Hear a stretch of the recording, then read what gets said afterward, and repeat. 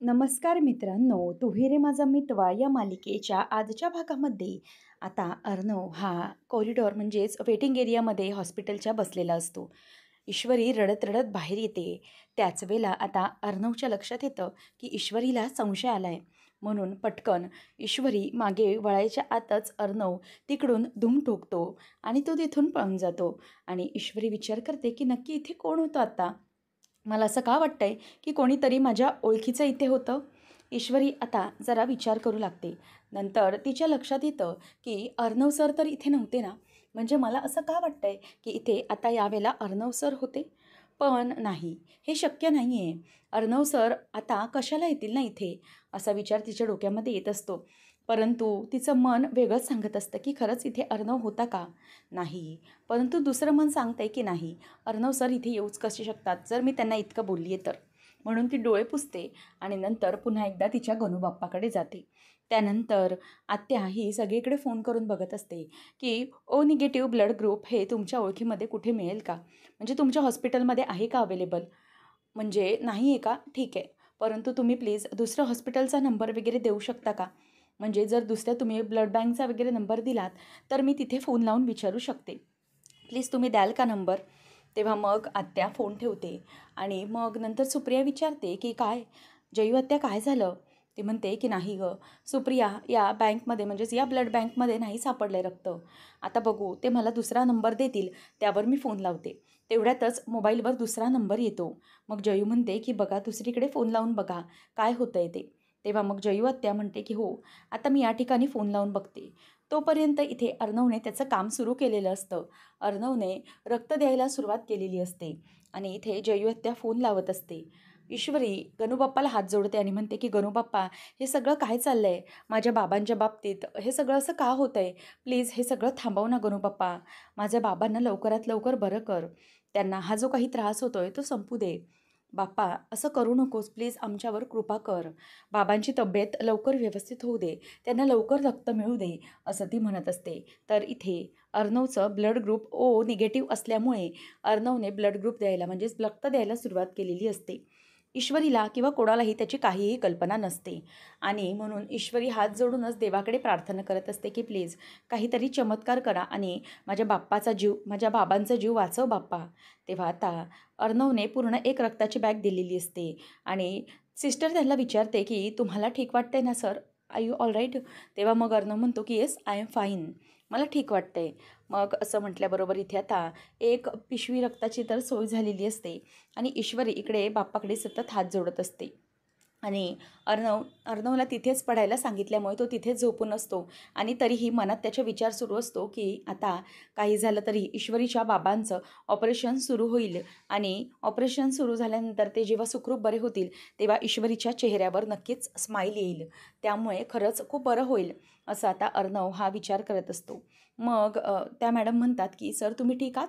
तेव्हा तो म्हणतो, की "हो, मी ठीक आहे. इनफॅक्ट मी आणखी एक बॅग रक्त देऊ शकतो." तेव्हा त्या म्हणतात, की "नाही, यावेळेला तुम्हाला हेच एकच रक्त देणं अवेलेबल आहे म्हणजेच पॉसिबल आहे. त्यामुळे आत्ता तरी तुम्ही एवढंच रक्त द्या. डोंट वरी." मग त्यावर अर्णव म्हणतो, की "ठीक आहे. जर हवं असेल तर मी आणखी प्रोव्हाईड करू शकतो." तेव्हा मग त्या मॅडम म्हणतात, की "नाही सर, आता सध्याला तुमची परिस्थिती आहे त्याप्रमाणे तुम्ही हे रक्त दिलं आहे. ठीक आहे. तोपर्यंत हे सफिशियंट होईल." असं बोलून ती तिथून निघून जाते आणि मग त्यांना आराम करा असं सांगते. त्यानंतर इथे आता सगळेजण विचार करत असतात, की नक्की काय होणार आहे? तेवढ्यातच तिथून डॉक्टर येते आणि म्हणते, की "तुमच्या पेशंटचं ऑपरेशन सुरू झालेलं आहे." तेव्हा मग त्या म्हणतात, की "रक्ताची अवेलेबल?" तेव्हा सिस्टर म्हणते, की "हो, रक्त मॅनेज झालेलं आहे म्हणजेच मिळालं आहे रक्त. कोणीतरी रक्त दिलं आहे त्यामुळे नका घाबरू." तेव्हा आता त्या दोघीजणी घाबरलेल्या असतात. त्या शांत होतात कारण फायनली रक्त मिळालेलं असतं. आणि मग सुप्रिया आणि जयू दोघे एकमेकांना खुश होऊन हातात धरून म्हणतात, की बरं झालं गणूबाप्पाने आपलं ऐकलं." तेव्हा नमू म्हणते, की "थांबा, मी इशूला सांगून आली." आता ईश्वरीला धावत-धावतच नम्रता सांगायला येते, की "इशू, अगं आपल्या बाबांचं ऑपरेशन सुरू झालेलं आहे, रक्ताची सोय झालेली आहे." हे ऐकल्यावर आता ईश्वरी पण खूप खुश होते आणि म्हणते, की "ताई, काय म्हणतेस?" तेव्हा नम्रता म्हणते, की "हो, अगं खरं आहे. रक्ताची सोय झाली, कोणीतरी बाबांना रक्त दिलं आहे आणि त्यांचं ऑपरेशनही आता चालू झालं आहे." हे ऐकून आता ईश्वरी नमो गणूबाप्पाचे आभार म्हणतात आणि म्हणतात, की "खरंच बाप्पा तुझे खूप खूप आभार. तू अशा वेळेतही दाखवून दिलंस, की तू आमच्या बाजूने बरोबर आहेस." नंतर मग इथे अंजली ही फोन करत असते आणि म्हणते की आजी अगं इथली काळजी करू नकोस. हो, गणरायाच्या पालखीचं अगदी सगळं व्यवस्थित झालं. त्याची पालखी वगैरे सगळ्या गोष्टी व्यवस्थित झाल्यात. तू नको काळजी करूस आणि तू ये इथे लवकर. तेव्हा मग आजी फोन ठेवते आणि अंजली आता टेन्शनमध्ये असल्यामुळे मामा आणि मामी विचारतात की काय गं काय झालं? आई कधी येणार आहेत आता? तेव्हा अंजली म्हणते की आजीच्या येण्याचा काहीच पत्ता नाही आहे. मला तरी वाटतंय की ती अजून येणार नाही. मावशीची तब्येत अजून खूप खराब आहे म्हणून आजीला काही दिवस तिथेच राहावं लागतंय. मी सांगितले तिला आम्ही इथे सगळं सांभाळून घेऊ म्हणून. मग त्यावेळेला लगेच हे ऐकल्यावर वल्लरी म्हणते की सांगायचं होतं ना की पालखी नीट झाली, परंतु ती ईश्वरी आल्यामुळे तिने सगळा गोंधळ घालून ठेवला होता. तेव्हा आता अंजली म्हणते की हो ठीक आहे, कशाला त्याबद्दल आपण असा विचार करायचा. मामी असा विचार करायचा की ती सगळी गणपती बाप्पाचीच विचार होता, गणपती बाप्पाचीच आयडिया होती किंवा त्याचीच मर्जी होती. आपण त्यापुढे काही विचार नाही करायचा. त्यावर आता लगेच मामा म्हणतो की ठीक आहे जाऊ दे. पण आता हा अर्णव गेलाय तरी कुठे? त्याचबरोबर आता लगेच वल्लरी म्हणते की अर्णव, मला तरी वाटतंय की हा अर्णव ना आता एकदम फुल सुटलेला असणार आहे. कारण त्याला तर जेलमधून आता सुटका मिळाली. मग मला वाटतंय तो तिथे हॉस्पिटलमध्येच ईश्वरीला भेटायला गेला असणार आहे. हे ऐकल्यावर आता तिथून लावण्या म्हणते की काय? आणि तिथून ती घाबरतच आतमध्ये येते. तर इथे राकेश धावत धावत येतो आणि म्हणतो की माफ करा ईश्वरीजी काकू, अहो रक्ताची सोय झाली नाही. मी सगळीकडे वणवण फिरलो परंतु रक्तच कुठे मिळालं नाही. तेव्हा मग सगळे त्याला शांत करत म्हणतात की अहो राकेशजी नका घाबरू, बाबांच्या ऑपरेशनलाही सुरुवात झाली आणि रक्ताचीही सोय झाली आहे. आता सगळं व्यवस्थित होणार आहे. कोणी दिलं रक्त असं म्हटल्यावर ईश्वरीची आई म्हणते की एका भल्या माणसाने कोणीतरी रक्त दिले. खरंच देव त्याचं भलं करो. तेव्हा मग राकेशचा चेहरा लगेच पडतो. ईश्वरी म्हणते की खरंच कोण होता तो माणूस काय माहिती, बिचाऱ्याने माझ्या बाबांना रक्त दिले आणि जर मला समजलं असतं की तो माणूस कोण आहे, त्याचं नाव, तर स्वतः जाऊन त्याचे मी आभार मानले असते. परंतु तो माणूस आता इथे नाही. असं म्हटल्यावर आता राकेश म्हणतो की खरंच खूप चांगला माणूस होता तो आणि खरंच खूप खूप धन्यवाद रे, आभार देवा तुझे. असं मुद्दामच तो नाटकीपणाने बोलून दाखवतो. नंतर म्हणतो की खरंच किती बरं वाटलं नाही, म्हणजे काकांच्या ऑपरेशनलाही सुरुवात झाली, सगळं काही व्यवस्थित होईल. तेव्हा मग नमू म्हणते की हो ना, आता काही वेळातच बाबांना ऑपरेशन थिएटरमधून ICUमध्ये शिफ्ट केलं जाईल, सगळं व्यवस्थित होईल. तेवढ्यातच आता तिथून डॉक्टर बाहेर येते आणि मग ईश्वरी आणि बाकीचे सगळे तिच्याकडे घोळका करतात. म्हणतात की काय झालं आहे? तेव्हा मग डॉक्टर म्हणतात की हे बघा, तुमच्या पेशंटचं ऑपरेशन आता व्यवस्थित होत आलं आहे, म्हणून काहीच वेळात त्यांना आम्ही ICUमधून नॉर्मलमध्ये शिफ्ट करणार आहोत. डोंट वरी, काहीच काळजी करू नका. असं म्हटल्यावर सगळेजण खूपच आता खुश होतात. आता ईश्वरी म्हणते की आत्या बघितलं, सगळं काही व्यवस्थित होईल. गणूबाप्पाच्या पालखीचं दर्शन घेतलं आणि सगळं व्यवस्थित झालं. तेव्हा आता सगळ्या एकमेकींना जवळ घेत असतात, कारण खूप आनंदाची बातमी मिळालेली असते. राकेश मनातच आता रागराग करत असतो आणि म्हणतो की कोण होता हा माणूस? मला जर समजलं असतं ना, त्याला बरोबरच बघितलं असतं. इतकी सगळी व्यवस्थित सोय केली होती आणि त्याने माझ्या सगळ्या प्लॅनवर फारी फिरवलं. म्हातारा मेला असता तर बरं झालं असतं ना, रक्त नाही मिळालं तर. असं म्हणून आता तो खूपच चिडत असतो. नंतर आता हे सगळं झाल्यानंतर राकेश रागातच असतो. वल्लरी आता असं बोलल्यावर लावण्य त्याने म्हणते की व्हॉट? आता AR त्या ईश्वरीकडे गेलाय का? इतकं सगळं घडूनही? मला कळत नाही आहे. म्हणजे इतक्या सगळ्यात या गोष्टी कशा काय बदलल्या? मी थोडे दिवस मम्माकडे काय गेले आमच्या लग्नाच्या तयारीची बोलणी करण्यासाठी, परंतु इथे इतकं सगळं व्यवस्थित घडून गेलं आहे की मला काहीच समजत नाही आहे, नक्की काय चालू आहे सगळं? तेव्हा अंजली म्हणते की अगं, तू मामीचं बोलणं लावण्य मनावर घेऊ नकोस. अर्णव तिथेच गेला असेल असं काहीच नाही आहे. तो दुसरीकडेही कुठे जाऊ शकतो ना. त्यामुळे प्लीज तू त्यांचं बोलणं मनावर अगदी घेऊ नकोस. तेव्हा मग लावण्य वैतागते आणि खाली बसते आणि म्हणते की नाही, मला ना या सगळ्याचा इतका राग आला आहे. ती ईश्वरी हे सगळं कसं वागू शकते आणि AR त्याला हे कळत कसं नाही आहे. तो जे काही वागतोय तो चुकीचा आहे. कशाला आता पुन्हा तिच्याकडे जाण्याची गरज होती? या सगळ्या गोष्टी आहेत ना, याचा मला ना खरं तर खूप राग आला आहे. किती काही झालं तरीही मला ना या गोष्टी आता सहनच होत नाही आहेत. इतकं सगळं घडलं आहे आणि त्यावर या सगळ्या गोष्टी इथे घडत आहेत आणि ती मिडल क्लास ईश्वरी पुन्हा इथे आली होती. मला अजिबातच हे आवडलेलं नाही आहे. तेव्हा मग आता तिचं जे बोलणं असतं ते गपचूप सगळे ऐकून घेतात. अंजली देखील आता तिचं ऐकून घेते. त्यामुळे सगळेजण आता शांतच बसलेले असताना 2 बँकमधली माणसं येतात आणि म्हणतात की राकेश भोसले इथेच राहतात का? आता राकेशचं नाव ऐकल्यानंतर सगळेजण बघतच राहतात की काय, म्हणजे इतकी 2 माणसं आलेत आणि नक्की काय झालं आहे? तर इथे संजयचं ऑपरेशन पार पडलेलं असतं. अजूनही तो शुद्धीवर आलेला नसतो. मग ईश्वरी आणि बाकीचे सगळे तिच्याकडे बघतच राहतात. कारण ते जो काही झोपलेलं असतो ते कोणालाही बघवत नसतं. ऑपरेशन तर सक्सेसफुल झालेलं असतं. ईश्वरीला आता आई विचारते की "इशू, अगं डॉक्टर काय म्हणालेत? ऑपरेशन व्यवस्थित झालं आहे ना?" तेव्हा मग ईश्वरी म्हणते की "हो आई, अगं ते म्हणालेत ऑपरेशन व्यवस्थित झालेत. काळजी करण्याचं काहीच कारण नाही आहे. बाबा आपल्या लवकरच शुद्धीवर येतील. काही घाबरू नका." असं ईश्वरी आता त्यांना धीर देत असते. परंतु इथे राकेश हे सगळं बघत असतो आणि राकेश म्हणतो की "नाही, कितीही प्रयत्न केला तरी हा म्हातारा काही खपतच नाही आहे. पहिल्यांदा प्रयत्न केला तरीही नाही, दुसऱ्यांदा बघत होतो तरीही नाही, आता तिसऱ्यांदा या म्हाताऱ्याला खपवायचं बघत होतो तरीही नाही जमलं. या म्हाताऱ्याच्या आयुष्याची दोरी अगदी बळकट आहे असं वाटतंय. म्हणूनच आता मला आणखी काहीतरी प्लॅन केला पाहिजे, जेणेकरून हा म्हातारा पुन्हा गचकेल." असं म्हणून आता तो विचार करू लागतो आणि त्याचबरोबर त्या सगळ्या गोष्टींच्या त्याच्या डोक्यामध्ये आता फिरायला लागतात. नंतर आपल्याला पाहायला मिळतं की संजयकडे तो अगदी रागानेच बघत असतो. कितीही काय झालं तरीही या सगळ्या गोष्टी या त्याच्या डोक्यामधून जातच नसतात. नंतर आता राकेश हा बाहेर येतो. बाहेर आल्यावर म्हणतो की "काय आता हिने कशाला फोन केलाय? मूर्ख बावळट बायको. काय ना नुसता वैताग येतो. काय आता झेलण्याशिवाय दुसरा काही ऑप्शनच नाही आहे." असं म्हणून तो फोन उचलतो. तेव्हा अंजली म्हणते की "अहो तुम्ही कुठे आहात?"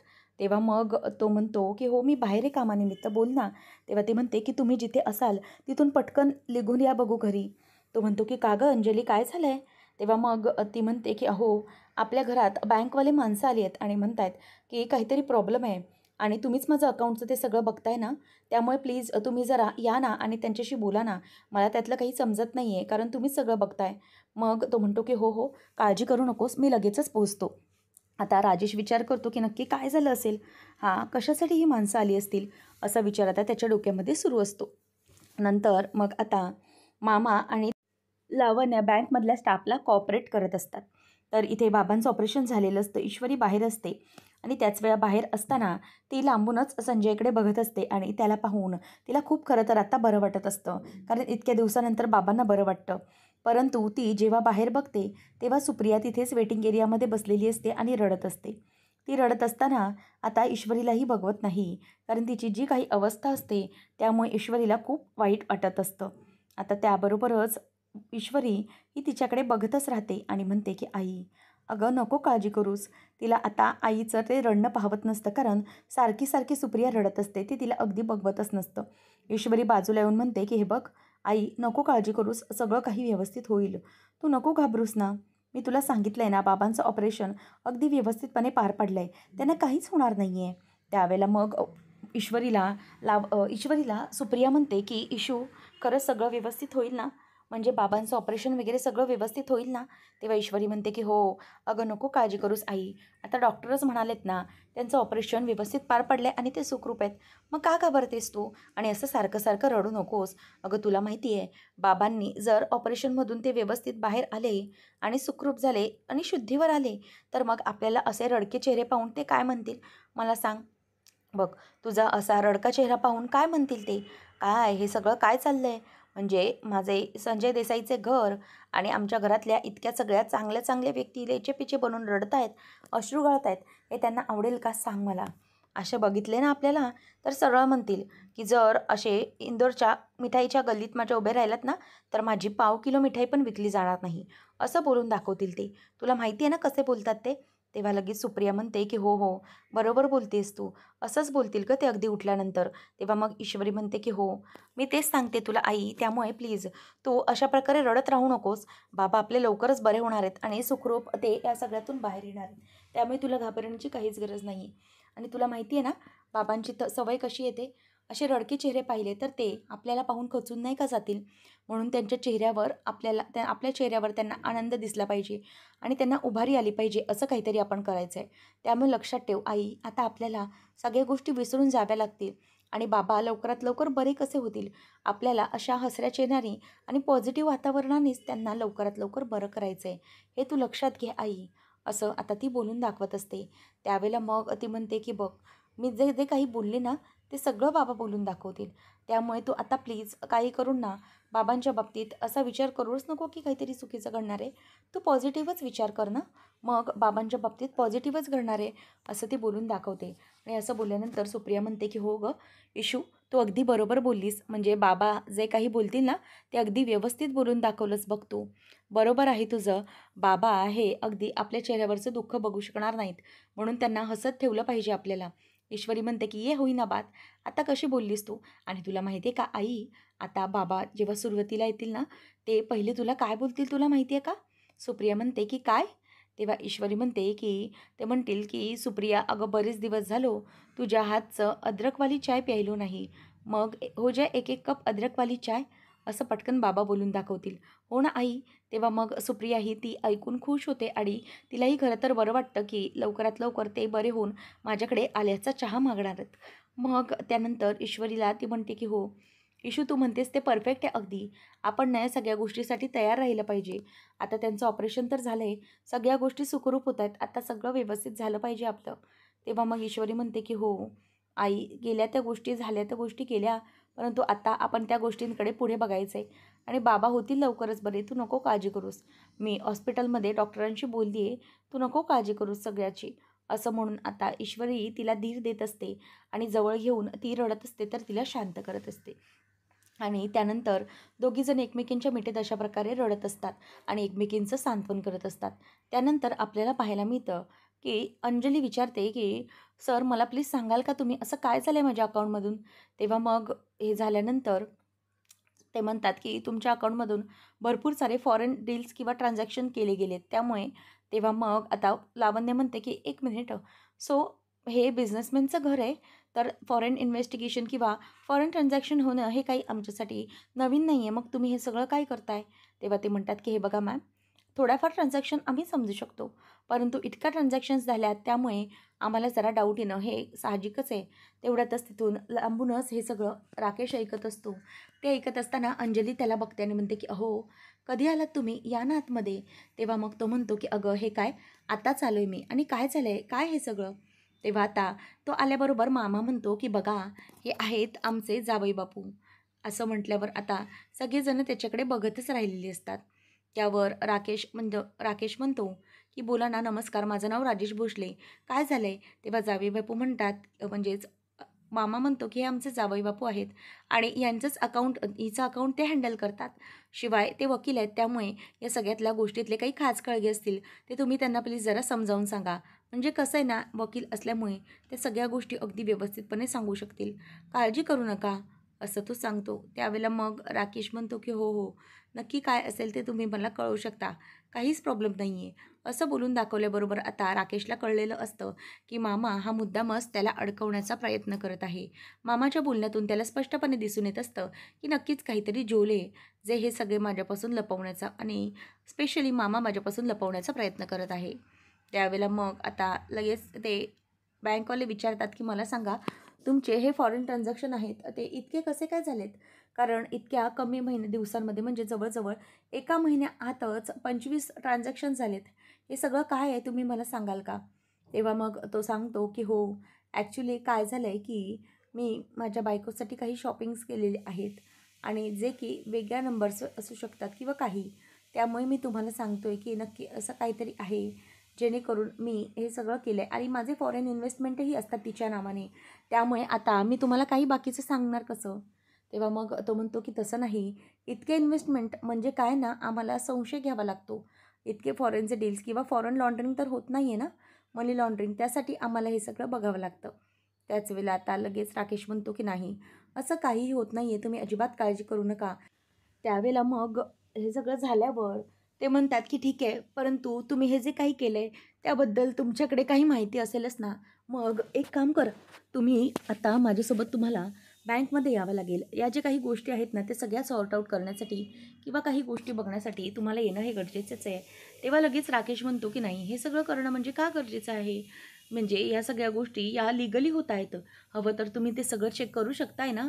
तेव्हा मग ते ऑफिसर म्हणतात की "हे बघा सर, तुम्ही ते म्हणत असाल, परंतु ठीक आहे, ही सगळी गोष्ट आम्हाला हलक्यात घेऊन चालणार नाही आहे आणि इतके ट्रान्झॅक्शन होणं कंपनीच्या रूलमध्ये बसण्यासारखं नाही आहे. त्यामुळे आता तुम्हाला आमच्याबरोबर या सगळ्यासाठी बँकमध्ये यावंच लागणार आहे, काही झालं तरीही. तेव्हा आता लगेच मामा म्हणतो की "हो, जावई बापू, जर काही असेल तर ते जाऊन सॉर्ट करून या. काही झालं तरीही ती काय करते, कशासाठी करतायत, हे सगळं त्यांना जाणून घेणं गरजेचं असेल ना. म्हणूनच तुम्ही एक काम करा, तुम्ही तिथे जाऊन सगळ्या गोष्टी चेक करा. मी येऊ का तुमच्यासोबत?" तेव्हा मग लगेच राकेश म्हणतो की "नको, काहीच हरकत नाही आहे, मी जातो आणि बघतो काय झालं ते."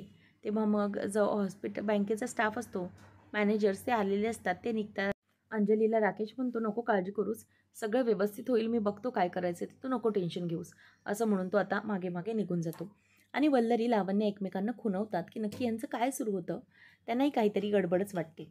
तर इथे मामा हा राकेशला म्हणजे तिकडे पाठवलेलं असतं आणि त्यामुळे खूप रिलॅक्स असतो. अर्णव घरी येतो, तेव्हा मग मामा घडलेला सगळा प्रकार सांगतो आणि म्हणतो, की "अर्णव, हे बघ, हे जे सगळं काही झालं आहे ना आणि हे सगळं जे काही घडलं आहे ना, त्यामुळे जेव्हा बँकेची माणसं घरी आली, तेव्हा त्या राकेशची काय हालत झाली होती तुला सांगू. अक्षरशः त्याची हवा टाईट झाली होती, टाईट. काय बोलावं हे त्याला काहीच कळत नव्हतं. खरंच खूप मजा आली त्याला असं बघताना. तेव्हा मग अर्णव म्हणतो, की "आता मामा हेच करायचं आहे. म्हणजे ना प्रत्येक गोष्टीमध्ये तो कुठे-कुठे, काय-काय करतो या सगळ्या गोष्टींचा अंदाज घ्यायचा आहे आणि त्याच्याच गोष्टीमध्ये त्याला अडकवत जायचं आहे. काही झालं तरीही त्याला असं आपण आता सोडायचं नाही आहे. त्याला या सगळ्यात चांगलंच अडकवायचं आहे आपण." त्याला वाटत होतं, की तो सगळं काही करेल आणि आपल्याला कळणार नाही. परंतु आता त्याच्या अशाच एक गोष्टी आपल्याला बघितल्या पाहिजेत. तेव्हा मग अर्णव म्हणतो, की "येस, मामा, याच तर गोष्टी आहेत आणि याच गोष्टींमधून त्याला अडकवायचं, इतकं अडकवायचं, एक-एक गोष्ट त्याच्यासमोर नवीन उभी करायची, की त्याला आपल्या विरोधात काही प्लॅन रचायला वेळच मिळणार नाही. स्वतःची शेपूट वाचवायला त्याला वेळ निघून जाईल." तेव्हा मग मामा आता त्याच्याजवळ येतो आणि म्हणतो, की "अर्णव, खरंच हा जो काही विचार केलास ना आज तू, एकदम उत्तम विचार केलास बघ. आणि आज तो हा खेळलेला one of the best master stroke आहे, ज्यामुळे राकेशची पूर्ण हवा टाईट झाली होती. काही झालं तरी त्याला काय करायचं हे काहीच कळत नव्हतं." अर्णव म्हणतो, की "मामा, आता त्याचं असंच होणार आहे. कितीही काही झालं तरीही त्याला कुठलाच वेळ नाही मिळाला पाहिजे. तो चारी बाजूने अडकलं पाहिजे, असं आपण करायचं आहे." त्यावेळेला मग आता मामा म्हणतो, की "आता आपल्याला सावध राहून आणखी गोष्टी बघितल्या पाहिजेत. आणि हो, अंजलीला इतक्यात काही सांगायचं नाही आहे. राकेशला सगळ्या बाजूने आपण अडकवायचं. मग त्यानंतर बघूया पुढे काय घडतं ते." आणि मग अर्णव म्हणतो, की "हे बघ मामा, एक गोष्ट लक्षात ठेव. आता तो तिथे असेल. आता तो तिथे काय मॅनेज करणार आहे हे सगळं तो बघेल. परंतु आणखीन काही गोष्टी आहेत आणि ईश्वरीच्या बाबांचं ऑपरेशनही व्यवस्थित होईल. त्यामुळे आपण ईश्वरीलाही हळू त्याच्या या सगळ्या गोष्टी त्याला अडकवून विश्वासात घेऊन त्याला सगळ्या गोष्टी तिला सांगायच्याच आहेत." आता मामाचा आणि अर्णवचा पूर्ण प्लॅन रेडी झालेला असतो, की पुढे कसं आणि काय करायचं आहे. त्यामुळे ते आता पूर्णपणे विचारांमध्येच असतात. मामा म्हणतो, की "बघूया आपण आता काय करायचं ते. बघ आता त्या अर्णव अर्णव आपण त्याची वाट लावायची." पुढच्या भागात आपण पाहणार आहोत, की अंजली विचारते, की "काय हो, काय झालं? म्हणजे अचानक ते बँकवाले आपल्या घरी कसे काय आले?" तेव्हा तो म्हणतो, की "हो, म्हणजे मला तर वाटतंय ना अंजली, हे कॉमन नाही आहे. ॲक्च्युली असं येत नाहीत. परंतु आजच ते अचानक आले, याचा अर्थ मला असं वाटतंय, की हे ना सगळं कोणीतरी ना मुद्दाम घडवून आणतंय. म्हणजे मला अडकवण्यासाठी हा कोणीतरी ट्रॅप रचतंय असं मला वाटतंय." असं बोलल्यावर अंजली बघतच राहते. नंतर मग ईश्वरी घरी असताना तिला आईचा फोन येतो. ती म्हणते, "आई, बोल ना, काय झालं?" तेव्हा मग ती घाबरते आणि म्हणते, की "आई, काय बोलतेस तू? हे खरं आहे का?" त्यावर आता लगेच नमू म्हणते, की "अगं, काय झालं? काय झालं इशू? कशाबद्दल बोलतेस तू? सगळं ठीक आहे ना?" तेव्हा मग त्या घाबरलेली असते आणि मग ईश्वरी म्हणते, की "नको काळजी करूस, मी बघते." आणि नमू विचारते, की "काय गं, काय झालं? बोल ना." तेव्हा आता ती म्हणते, की "नमूताई, बाबा, बाबा," असं म्हणून ती गप्प बसलेली असते. नमूही घाबरते. आता नेमकं पुढे संजयचं काय होणार आहे आणि राकेशची अर्णव कशी वाट लावणार आहे हे पाहणं रंजक ठरेल. अशाच अपडेटसाठी चॅनलला सबस्क्राईब नक्की करा. धन्यवाद.